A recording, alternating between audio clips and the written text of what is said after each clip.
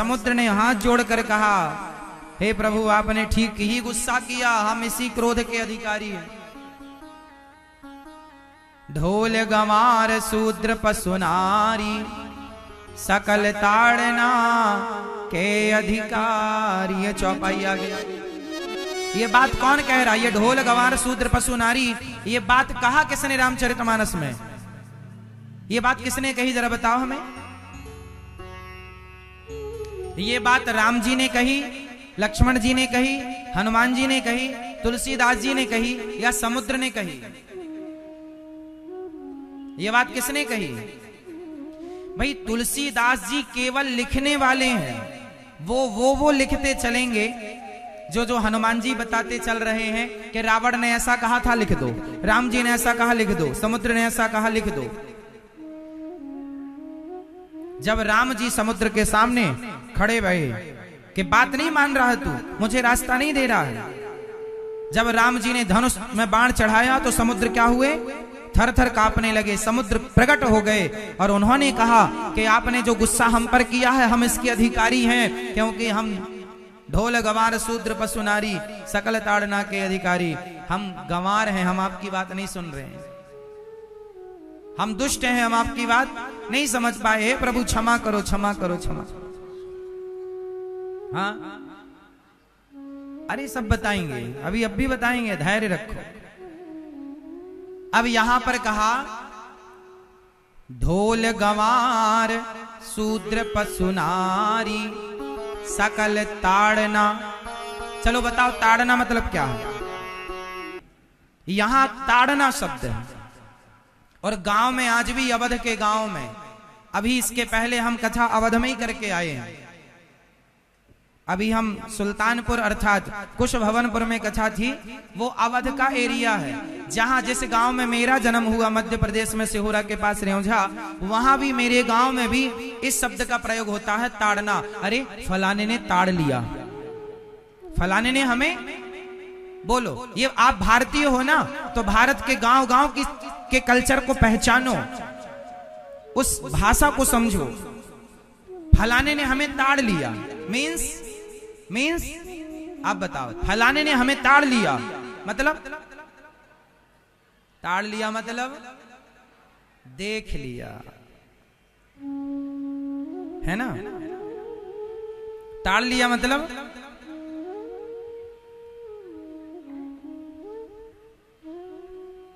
बोलो मेरी मां, ताड़ना मतलब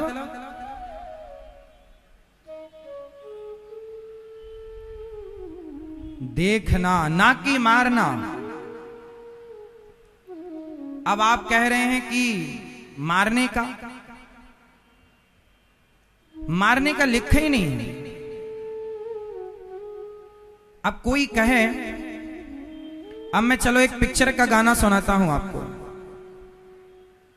एक पिक्चर आई थी, देने वाला जब भी देता, ये गाना आपने सुना होगा। ये पिक्चर आई थी लगभग 1956 में। 1956 में एक गाना बना हमारे देश में, एक पिक्चर आई, देने वाला जब भी देता, ये पिक्चर का नाम है और उसके गीत हैं, उसके बोल हैं। देने वाला जब भी देता, देता छप्पर फाड़ के, अरे नंग धड़ंग मलंग जनों को दूरबीन से ताड़ के। दूरबीन से, दूरबीन मतलब दूरबीन, दूरबीन से ताड़ के मतलब, ये गाना कब बना? हमारा और आपका जन्म भी नहीं हुआ था लगभग, मेरा तो नहीं था, अब में से सबका शायद रहा होगा, मेरा जन्म नहीं हुआ तब ये गीत बना था। इसमें भी ताड़ शब्द लिखा है, ताड़ना, देने वाला जब, ये इसको फिर नई पिक्चर में भी इस गाने को डाला गया, देने वाला जब भी देता, देता छप्पर फाड़ के। लेकिन जो नई गाना है, ये नया गीत नहीं, ये पुराना गीत है। फिर इसको नए ढंग से, नई म्यूजिक के साथ इसको फिर हेरा फेरी में इसको डाला गया, लेकिन ये पुराना है, ये पुराना गीत है। देने वाला जब भी देता, पूरा छप्पर फाड़ के देता, ये गाना ऐसा है। देने वाला जब भी देता, पूरा छप्पर फाड़ के देता, अरे नंग दड़ंग मलंग जनों को दूरबीन से ताड़ के। देने वाला जब भी देता, देता छप्पर।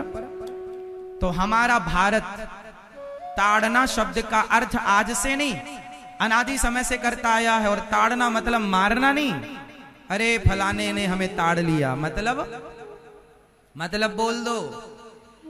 अब यहां देखने का अर्थ कैसा है वो समझो।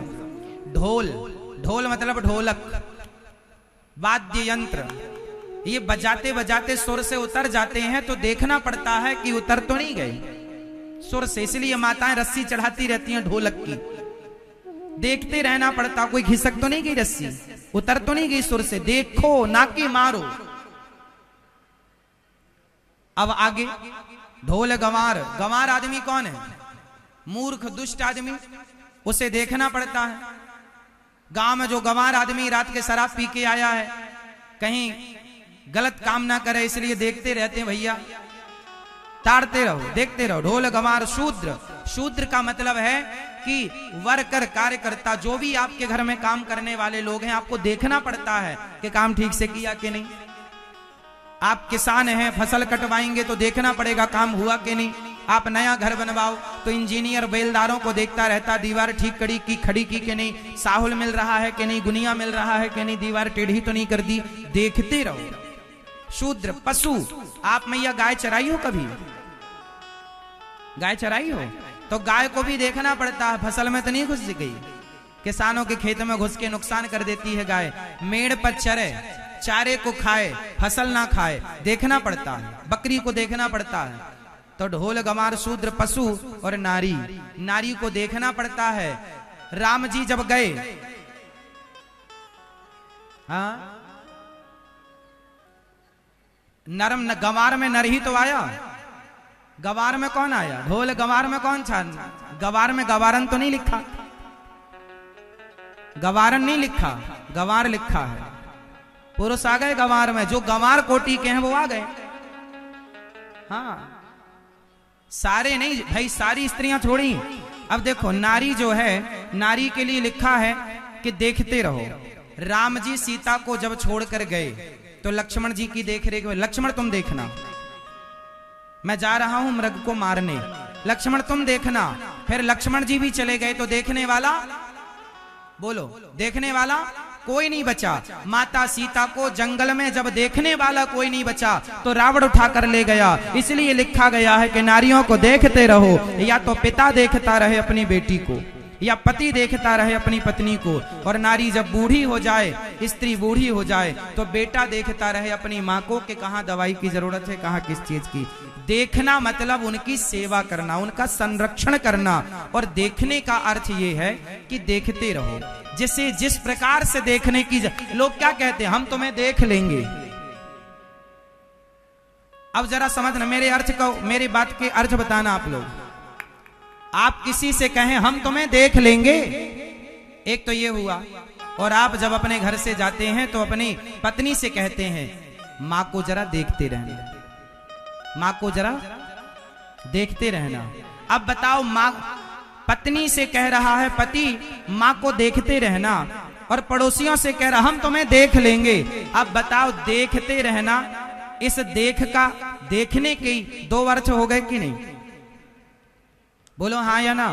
शब्दों की मर्यादा को, शब्दों के गणित को समझो, किस शब्द का कहां किस अर्थ में प्रयोग हो रहा है। आप एक ही अर्थ को हर जगह नहीं घुसा सकते। हम तुम्हें देख लेंगे और मेरी मां को देखते रहना, दोनों बातें अलग अलग होगी। उसी प्रकार स्त्री को देखना मतलब एक बेटी को पिता देखता है, एक पत्नी को पति देखता है, एक मां को बेटा देखता है। और जो स्त्री सूपनखा जैसी है उनको भी कहा कि तुम जाओ, लक्ष्मण जी ने कहा चली जाओ यहां से, नहीं गई तो देख लेंगे, नाक कान काट दिया।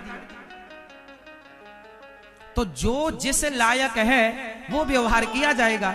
अब माता सीता और सूपनखा ये दोनों स्त्रियों का नाम रामचरितमानस में है।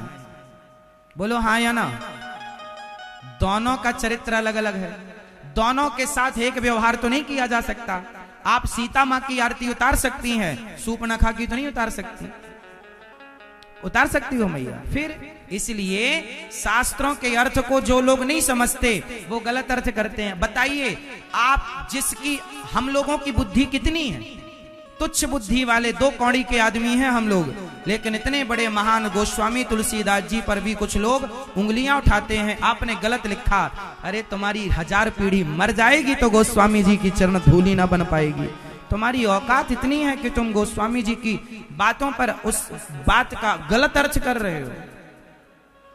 समझो तो सही, अर्थ क्या है, भाव क्या है, वो कहना क्या चाह रहे हैं। वो रामचरितमानस में गोस्वामी जी ने माता अनुसुईया का चरित्र कितना अच्छा गाया। कई लोग कहते हैं गोस्वामी जी ने नारियों के बारे में ऐसा लिखा। अरे नारियों के बारे में, जो नारियां ऐसी हैं उनके बारे में आप क्या लिखेंगे। आपके पति का चक्कर पड़ोसन से हो तो आप उस पड़ोसन की आरती तो ना उतारोगी मैया। तो जो नारी जिस लायक होगी वही ना व्यवहार उसके साथ किया जाएगा। अब आप कह रहे नारियों के साथ ऐसा, अरे जो नारी उस लायक थी, सूप न खा उस लायक थी तो उस लायक लिखा, माता सीता उस लायक थी तो वो उस लायक लिखा गया। जो जिस लायक होगा भाई। सबका प्रधानमंत्री जी जब आपके शहर में आते हैं और आपके गांव, आपके शहर का पार्षद आता है, तो पार्षद का आना और प्रधानमंत्री का आना दोनों में अंतर है कि नहीं। आप पार्षद के आने में कोई तैयारी नहीं करो, प्रधानमंत्री जी आएंगे तो 10 दिन पहले से शहर के साफ सफाई होने लग जाती है, रोडें बनने लग जाती हैं। प्रधानमंत्री आ रहे हैं, राष्ट्रपति आ रहे हैं।